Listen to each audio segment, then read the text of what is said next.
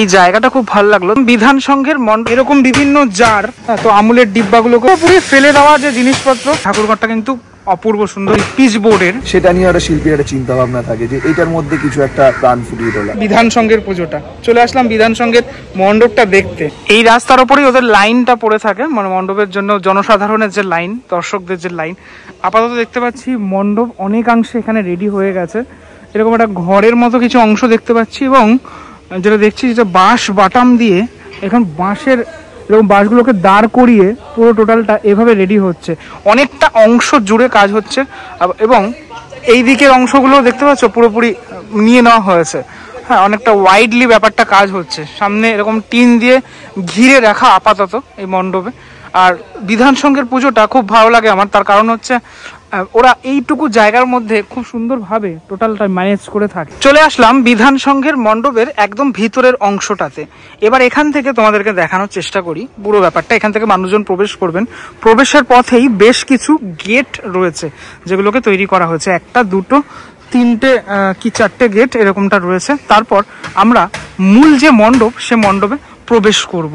বিধান সংঘের এরিয়াটা যে খুব বেশি ছোট সেটাও নয়, কিন্তু অনেকটাই বড় এরিয়া, কিন্তু যেহেতু গলির মধ্যে এইভাবেই পুজোটা হয়ে থাকে, মানে তাই জন্য বাইরে থেকে বোঝা যায় না। আমার এই জায়গাটা খুব ভালো লাগলো, তার কারণ এখানে বাঁশগুলোকে ঠিক একই রকম ভাবে এইভাবে কেটে কেটে বা এরকম ভাবে পুরোপুরি প্লেস করা হয়েছে, একটা আকার দেওয়ার চেষ্টা করা হয়েছে। এটা হচ্ছে মূল মণ্ডপে ঢোকার যে রাস্তা। একটুখানি বলে রাখি আমি যে এই যে মণ্ডপ এবছর বিধান সংঘে হচ্ছে, তার যে থিম, সে থিম ভাবনার নাম হচ্ছে সৃষ্টি সুখ। সৃষ্টি সুখ অর্থাৎ বোঝানোর চেষ্টা করা হয়েছে একজন আর্টিস্ট বা শিল্পী যে কোনো জিনিসকে নিয়ে যে ভাবনা, তার যে কল্পনা, সেটাকেই মণ্ডপের বিভিন্ন অংশে তিনি ফুটিয়ে তুলবেন। এখানকার এবছরের শিল্পী পূর্ণেন্দু দে। তো পূর্ণেন্দু বাবু এবছর তার যে ভাবনা, মনে করুন আকাশে কোনো মেঘ রয়েছে, সেই মেঘটা নিয়ে তিনি কি ভাবছেন, বা রাস্তায় কিছু পড়ে রয়েছে সেটাকে, সেই অবজেক্টটা নিয়ে তিনি কি ভাবছেন, বা তার যে ভাবনা, সেটাই টোটালটা এই মণ্ডপে এবছর দেখা যাবে। এই প্রথমে এই সেকশনটা থেকে এবার আমরা ঢুকে যাব পরবর্তী যে সেকশন, পরবর্তী যে অংশ, সেখানে। এই জায়গাটা টোটালটাই বলা যেতে পারে অনেকটা বৃত্তাকার। হ্যাঁ, এরকম ভাবে রয়েছে, এরকম হেলে রয়েছে, এবং এভাবেই সেট করা। মাঝের অংশগুলোতে এরকম টিন দেওয়া, তারপর মাঝে মাঝে এরকম বাঁশের চটা দিয়ে এইভাবে তৈরি করা। আর তারপরেই মেন এই সেকশনটার পরে আরও একটা সেকশন আসবে। তার আগে দেখিয়ে দিই আমি, এখানে এরকম এই যে ছোটো ছোটো ছোটো ছোটো পিঁড়ির মতো অংশ, সেগুলো রয়েছে। এগুলো প্যান্ডেলের উপাদান। রাস্তায় যে ছিঁড়ে যাওয়া বা অকেজো হয়ে যাওয়া যে কেবেলের তার বা নেটের তার, ইন্টারনেটের তার, সেগুলো এই প্যান্ডেলে ব্যবহার করা হচ্ছে। ঢুকে গেলাম পরবর্তী যে সেকশন সেখানে। এখানেও এই যে প্ল্যাটফর্মটা হয়েছে, এখানেও কিন্তু মানে অনেকগুলো সেকশন, যেহেতু এখানেও কিন্তু বেশ কিছু জিনিসপত্র থাকবে। এবছর অনেকটা মণ্ডপটা অনেকটা ভাগে বিভক্ত বলা চলে। এখানে একটা এরকম জায়গা, হ্যাঁ, তো এখানে দেখাই তোমাদেরকে যারা শিল্পীরা কাজ করছেন। টিনের যে তেলের যে টিনগুলো হয়, সেই টিনগুলোকে নিয়ে এসে এভাবে পিটিয়ে পিটিয়ে সোজা করে মণ্ডপের বিভিন্ন অংশে, যেটা দেখালাম, এখানেও টিনগুলোকে বিভিন্ন অংশে প্লেস করা হচ্ছে। এরকম বিভিন্ন জার, সে জারগুলো রয়েছে, এগুলো কিসের, কিছু একটা কোনো কেমিক্যাল বা কিছু জার হবে যেগুলো ফেলে দেওয়া, সেগুলোকে কালেক্ট করা হয়েছে। আর বিনটা তো দেখালাম, ঠিক আছে। এরকম অনেক বিন রয়েছে যেগুলোর মধ্যে ফল থাকে বা অনেক কিছু থাকে। এখান থেকে দেখতে এই মণ্ডপটা খানিকটা ঠিক এরকম লাগছে, মানে ওখান থেকে আমি চলে আসার পর এখন কিন্তু পুরো ব্যাপারটা এখান থেকে বোঝা যাচ্ছে। এই যে বাঁশ দিয়ে এইভাবে করা হয়েছে, এটা কিন্তু কার্ভ এরকম। ধীরে ধীরে এবার আমরা প্রবেশ করব ঠাকুর ঘরে। তার আগে দেখাই, দেখো আমুলের যে ডিব্বাগুলো, যেগুলো বাচ্চাদেরকে বেশিরভাগ দেওয়া হয়, এই আমুলের ডিব্বা, এইগুলো কাটা হয়েছে। এই যে বোতলগুলো দেখালাম, এগুলোকে কেটে কেটে এরকমভাবে তৈরি করা। হ্যাঁ, তো আমুলের ডিব্বাগুলোকে বিভিন্ন কাজে ব্যবহার করা হবে। ভেঙে যাওয়া যে ঝুড়ি, সেগুলো রয়েছে। বড় বড় ড্রাম, এরকম টাইপসের যে ড্রাম, যেগুলোতে ডালডা বা অন্য কিছু থাকে, সেই ধরনের যে ড্রাম, সেগুলোকেও ব্যবহার করা হবে। পুরোপুরি ফেলে দেওয়া যে জিনিসপত্র, সেটা দিয়ে যে শিল্প সৃষ্টি করা যায়, সেটাই এবছর এখানকার শিল্পী তুলে ধরছেন, আমি যেটা দেখতে পেলাম। চলে এলাম ঠাকুর ঘরে। ঠাকুর ঘরের এখানে দেখাই তোমাদেরকে, এগুলোকে কেটে কেটে কেটে কেটে এরকমভাবে তৈরি করা। এখানে দেখো শিল্পীরা তৈরি করছেন, এই তোমার এগুলোকে রেডি করছেন। এই যে টিনের যে জারগুলো রয়েছে, সেগুলোকে ফুটো ফুটো করা হচ্ছে। হয়তো ভিতর থেকে লাইট ফেলা হবে এবং এই ফুটোর মাধ্যমে এই যে ছিদ্রগুলো করা হচ্ছে তার মাধ্যমে লাইটের যে ইয়েটা সেটা কিন্তু রিফ্লেকশনটা যেটা বাইরে আসবে, মেবি এটাই হতে পারে।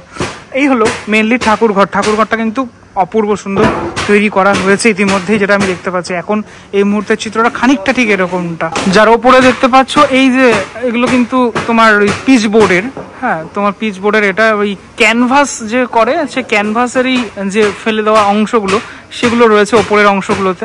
তবে মণ্ডপটা যখন তৈরি হবে তখন কিন্তু দারুণ লাগবে দেখতে, এইটুকু আমি আপাতত আন্দাজ করতে পারছি। এই জায়গাগুলোতে পুরো টিন দিয়ে এইভাবে ডেকোরেট করা, হ্যাঁ, আর এখানে এগুলো পুরোপুরি কাঠ আর বাটামের কাজ রয়েছে। আচ্ছা, এই জায়গাটাতে দেখাই, এখানেও কিন্তু টিনের কাজ, টিনগুলোকে এরকম রোল করে করে এরকমটা, আমি জানি না কতটুকু বোঝাতে পারছি তার কারণ এখানে লাইটটা কম রয়েছে। হ্যাঁ, এই পোর্শনটাতে কিছু একটা করার চেষ্টা করা হচ্ছে, কারণ এই পোর্শনটা এরকম বয়ের মতো খানিকটা। এই রোলগুলোকে এরকমভাবে পুরোপুরি মানে আঠা দিয়ে বা যে কোনোভাবে ওইগুলোকে লাগানো টোটালটা, আর দুই দিকেই এভাবে লাগানো, কেটে কেটে ছোট থেকে বড় বা বড় থেকে ছোট এমনটা করা। এবং ঠাকুর ঘরের এই পোর্শনটা পুরোপুরি এরকম কাঠ দিয়ে এরকমভাবে করা, পুরো প্লেস করা কাঠ দিয়ে এরকম করা। এবং এই জায়গাটাতেই মেনলি ঠাকুর থাকবে, যখন ঠাকুর আসবে তখন তো আমরা দেখতে পাবোই। এই জায়গাটাতে আমি জানি না আর কি কাজ করা হবে মেনলি। অর্থাৎ 2025-এর উল্টোডাঙ্গা বিধান সংঘের এই সৃষ্টি সুখের মণ্ডপে তোমরা আসলে যেদিকেই তাকাবে সেদিকেই শিল্পী তার নিজস্ব ভাবনা, সেই ভাবনাকে এঁকেছেন। হ্যাঁ, ওপর থেকে আমার তো ওপরটা খুব সুন্দর লাগলো, এত জিনিসপত্র প্লেস করা ওপরের অংশটাতে। আর লাইটগুলো যখন দেওয়া হবে না তখন কিন্তু আরো দুর্দান্ত লাগবে দেখতে। আমরা এবার এখান থেকে বেরিয়ে যাব, বেরানোর পরেই আমরা দেখতে পাচ্ছি এই জায়গাটাতে, মানে যেটা এক্সিট, সেখানেও এই চারপাশের অংশটাতে বেশ কিছু জিনিসপত্র থাকবে। এটাই মেনলি এক্সিট পয়েন্ট। এন্ট্রি করলাম ওখান থেকে, গতবার কিন্তু এরকমটা ছিল না, প্রত্যেক বছর আলাদা আলাদা হয়ে থাকে। এ দেখো এখানেও অনেক অনেক এরকম তার রয়েছে, যে তারগুলোকে বিভিন্ন আকার দেওয়া হবে আগামী দিনগুলোতে, আমরা দেখতে পারবো, যেগুলো কেবেলের তার, আরও জিনিস, বিভিন্ন জিনিসের তার। ওই দেখো একটা বড় একটা এরকম জারকে এরকম কেটে কুটে এরকম একটা কিছু তৈরি করা হচ্ছে, মানুষের আকার হয়তো দেওয়ার চেষ্টা করা হবে এটাকে। ওভারঅল বলা যেতে পারে উল্টোডাঙ্গা বিধান সংঘের এবছরের যে মণ্ডপ সেটা কিন্তু ভীষণই সুন্দর হতে চলেছে, অনেকগুলো পার্টে বিভক্ত হতে চলেছে উল্টোডাঙ্গা বিধান সংঘের এবছরের মণ্ডপ। এই জায়গাটাতেও কাজ চলছে এই মুহূর্তে। আচ্ছা, এবার দাদাকে পেয়ে গেলাম। দাদা এখানকার কার্যকরী সভাপতি, নমস্কার। এবছর কততম বর্ষের পদার্পণ করলো? উল্টোডাঙ্গা বিধান সংঘ এবছর 57তম বর্ষে পদার্পণ করেছে। আমাদের এবছরের ভাবনায় যে মূল রূপদান করছেন তিনি শিল্পী পূর্ণেন্দু দে। আচ্ছা, এবার কিভাবে টোটাল মণ্ডপটা সাজছে আর নামটা কি দেওয়া হয়েছে সে ব্যাপারে যদি একটু বল। হ্যাঁ, মণ্ডপটা সাজছে হচ্ছে আমাদের এই বছর ভাবনার নাম হচ্ছে সৃষ্টি সুখ। শিল্পী মানে এবছর বিধান সংঘের পুজো মণ্ডপে এসে যে স্পেসটাকে নিয়ে কাজ করার চেষ্টা করছেন সেটা হচ্ছে, বা আমরা যেটা করছি, যে কোনো কিছুর একজন আর্টিস্ট বা একজন শিল্পী যে কোনো কিছুর মধ্যেই না তার একটা শিল্পসত্তাকে তুলে ধরার চেষ্টা করে, বা তার চিন্তা ভাবনা বা তার মনের মধ্যে একটা যে কোনো কিছুকে নিয়ে একটা শিল্প প্রতিস্থাপন করার চিন্তা ভাবনা থাকে। যেমন ধরুন একটা আকাশে একটা মেঘ ভেসে বেড়াচ্ছে, সেই মেঘের মধ্যে শিল্পী তার একটা নিজস্ব চিন্তা ভাবনা কল্পনার জগতে তুলে ধরে, বা একটা দেওয়াল দিয়ে একটা জলের দাগ পড়ছে, সেটা নিয়ে একটা শিল্পীর একটা চিন্তা ভাবনা থাকে যে এটার মধ্যে কিছু একটা প্রাণ ফুটিয়ে তোলা। তো আমাদের এবছর উল্টোডাঙ্গা বিধান সংঘে শিল্পীর এই চেতনা এবং চিন্তা, এই যে দুইয়ের যে মেলবন্ধন, এই মেলবন্ধন দিয়ে আমরা এবছর সৃষ্টির যে আনন্দ, সেই আনন্দটাকে তুলে ধরার চেষ্টা করেছি। এবং আমাদের মণ্ডপে এবছর সমস্ত কিছুই ইউজ করা জিনিস, যেগুলোকে আমরা তুলে এনে তার মধ্যে দিয়ে একটা নতুন ফরমেশন বা নতুন একটা চিন্তা ভাবনা, যে একটা ধরুন তেলের টিন বা গুড়ের যে টিন, সেই টিন কেটে কীভাবে সেগুলো তো ইউজ করা হয়ে গেছে, সেগুলোকে কেটে মণ্ডপে একটা প্রতিস্থাপন করা, বা ধরুন একটু কাঠের পেটি, যেগুলো পেটি ইউজ করা হয়, সেই পেটিগুলোকে তো আর জিনিসপত্র আসার পর সেগুলো ফেলে দেওয়া হয়, সেইগুলোকে দিয়ে বিভিন্ন রকম প্রতিস্থাপন করা।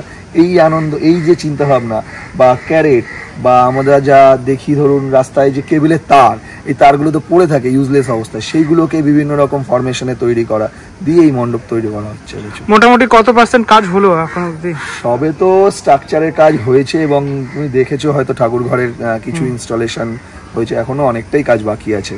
বৃষ্টির জন্য প্রথম দিকে কাজের একটু স্ট্রাকচারের কাজের একটু মানে সমস্যা হয়েছে।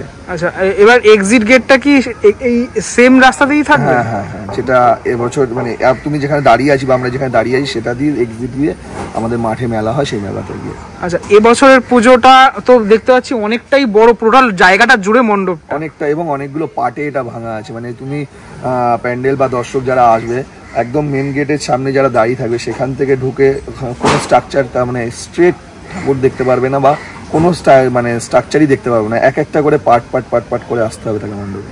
বেশ, সাধারণের জন্য কবে থেকে খুলে যাচ্ছে? আমাদের দ্বিতীয়ায় ওপেনিং, দ্বিতীয় দিন থেকে সাধারণের জন্য খুলে যাচ্ছে। বেশ, দর্শনার্থীদের জন্য যদি কোনো বার্তা থাকে?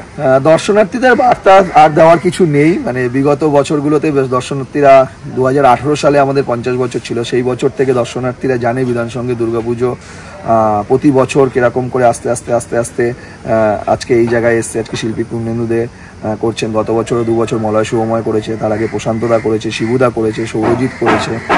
তো আস্তে আস্তে আস্তে আস্তে আমাদেরও একটা আকাশ ছোঁয়া অলোক মানে কল্পনা বা থাকে যে দর্শকের সমাগম হবে, সর্বোপরি পুরস্কারের সমাগম হবে। সেই আশাতেই তো আমরা প্রতি বছর এই মায়ের পুজো করি, এবং এইটাকে কেন্দ্র করে যে আমাদের অর্থনীতি, বাংলার অর্থনীতি জড়িয়ে আছে, সেটাও আমাদের তুলে ধরার প্রয়াস থাকে।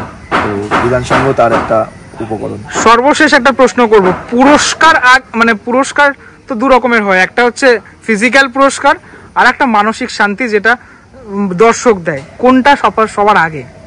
একে অন্যের পরিপূরক। পুরস্কারের জন্য পুজো, পুজোর জন্য পুরস্কার। দর্শক এলে, দর্শকের সমাগম হলে সেটাও একটা শান্তি। পুরস্কার যত বাড়বে তত দর্শকের সমাগম বাড়বে। একে অন্যের পরিপূরক, কেউ কাউকে আলাদা করার জায়গা নেই। একদম। থ্যাংক ইউ দাদা, থ্যাংক ইউ সো মাচ।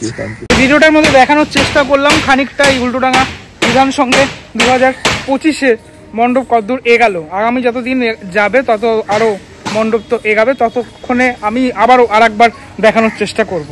কেমন লাগলো ভিডিওটা সেটা আমাকে অবশ্যই জানিও। পরবর্তী ব্লগে দেখা হচ্ছে খুব শীঘ্রই, ততক্ষণের জন্য বিরতি নেবো। যদি কোনো মন্তব্য থাকে তাহলে অবশ্যই কমেন্ট করো, কমেন্টটাকে স্লাইড করলে হাইপ অপশন পাবে, আমাকে লিডার বোর্ডে দেখার জন্য অবশ্যই হাইপ করো। পরবর্তী ব্লগে দেখা হচ্ছে, ততক্ষণের জন্য বিরতি নেবো। ভালো থাকবেন সবাই, টাটা।